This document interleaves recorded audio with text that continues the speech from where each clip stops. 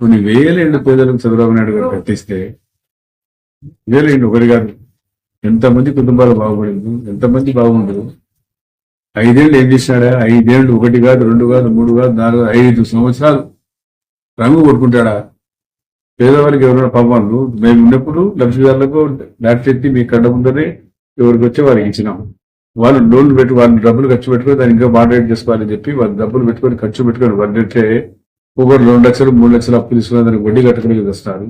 సొంత ఇంట్లో పోయింటే వాళ్ళు బాడీలో మిగిలిపోయేది, ఇప్పుడు బాడీ కట్టుంటారు. ఇన్ని ఇబ్బందులు ఉంటాయి. ఎవడు దీనికి కారణకుడు? ఎవడు రంగు కొట్టాడా?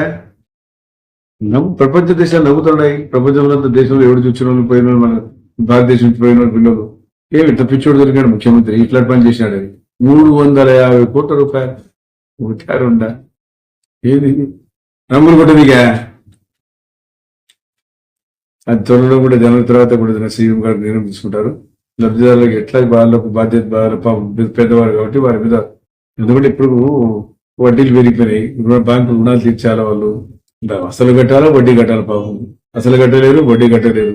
కాబట్టి ఒక నిర్ణయం కేబినెట్ లో మాట్లాడి ముఖ్యమంత్రి గారు కూడా తెలియసి ఎట్లా వాళ్ళని ఆదుకుందాం అనేది చేయాలా.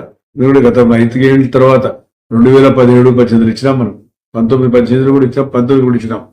ఎంతో ఎక్కువ వర్క్స్ అయితే కంప్లీట్ చేయలే. 500 కాడ ఇల్లు పడిపోయినాయి, మన రేమన్పూర్ దగ్గర బయట కూడా నీళ్ళు పడిపోయినాయి. ఎందుకు కట్టలేదా?